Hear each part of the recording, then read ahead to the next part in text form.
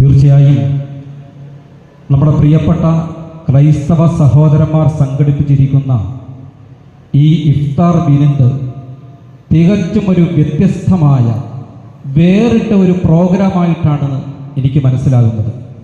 ഞാൻ എൻ്റെ ജീവിതത്തിൽ ആദ്യമായിട്ടാണ് ക്രൈസ്തവ സഹോദരന്മാർ സംഘടിപ്പിച്ചിരിക്കുന്ന ഒരു ഇഫ്താർ വിരുന്നിൽ സംഗമിച്ചിട്ടുള്ളത്. പലപ്പോഴും ഞങ്ങൾ മുസ്ലിം സഹോദരന്മാർ സമൂഹ ഇഫ്താർ വിരുന്നുകൾ സംഘടിപ്പിക്കുകയും അതിലേക്ക് അതിഥികളായി അച്ഛന്മാരെയും തിരുമേനിമാരെയും പൂജാരിമാരെയൊക്കെയാണ് ക്ഷണിക്കലാണ് സാധാരണ.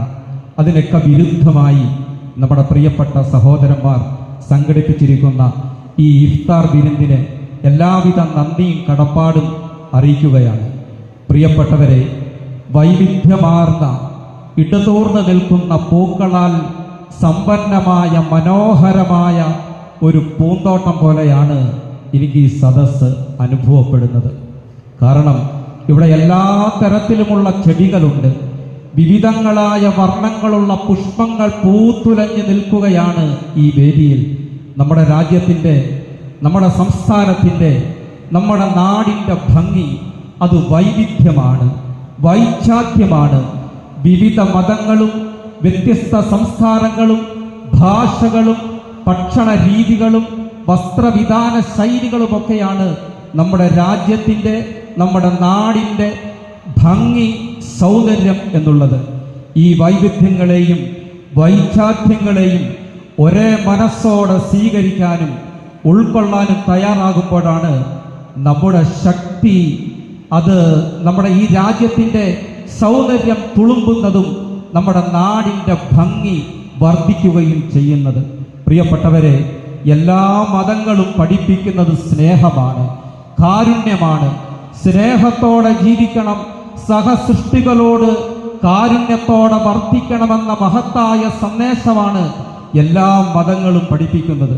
നമുക്കറിയാം, ഹൈന്ദവ മതം ഒരുപാട് പുരാണങ്ങളും ബൈബിളിൻ്റെ വാക്യങ്ങളും ഖുർആനിൻ്റെ അധ്യാപനങ്ങളുമൊന്നും പറഞ്ഞ് സമയം കളയാൻ ആഗ്രഹിക്കുന്നില്ല. നമ്മുടെ ഹൈന്ദവ മതം പഠിപ്പിക്കുന്നത് വസുദൈവ കുടുംബം എന്നാണ്. വസുദൈവ കുടുംബം എന്ന് പറഞ്ഞാൽ ലോകം ഒരു കുടുംബമാണ്, ദൈവത്തിൻ്റെ കുടുംബമാണ് ഈ ലോകം. അവിടെ ഏതെങ്കിലും ഒരു മതവിഭാഗത്തെ പ്രത്യേകം എടുത്തു പറഞ്ഞില്ല. ജാതി മത ഭേദമന്യേ സർവ ജീവജാലങ്ങളും ലോകത്തുള്ള ദൈവത്തിൻ്റെ കുടുംബമാണെന്ന് ഹൈന്ദവ മതം പഠിപ്പിക്കുമ്പോൾ, പ്രിയപ്പെട്ടവരെ, നമ്മുടെ പ്രിയപ്പെട്ട സഹോദര മതം ക്രൈസ്തവ മതം പഠിപ്പിക്കുന്നത് ദൈവം സ്നേഹമാണ്, ദൈവം സ്നേഹമാണ്.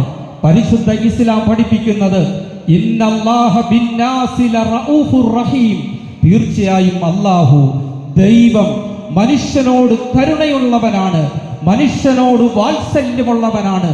ചുരുക്കത്തിൽ എല്ലാ മതവും സ്നേഹമാണ് പഠിപ്പിക്കുന്നത്, എല്ലാ മതവും കാരുണ്യമാണ് പഠിപ്പിക്കുന്നത്.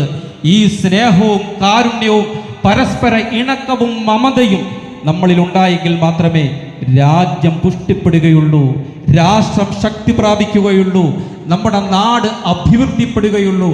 അതുകൊണ്ട് പ്രിയപ്പെട്ടവരെ, ഒരു വിഭാഗത്തോട് മാത്രം സ്നേഹമുണ്ടായാൽ പോരാ, സർവരെയും നാം സ്നേഹിക്കണം. ഞാനൊരു ചെറിയ പ്രവാചകന്റെ അധ്യാപനം പറഞ്ഞ് അവസാനിപ്പിക്കുകയാണ്. നബി തിരുമേനി സല്ലല്ലാഹു അലൈഹി വസല്ലം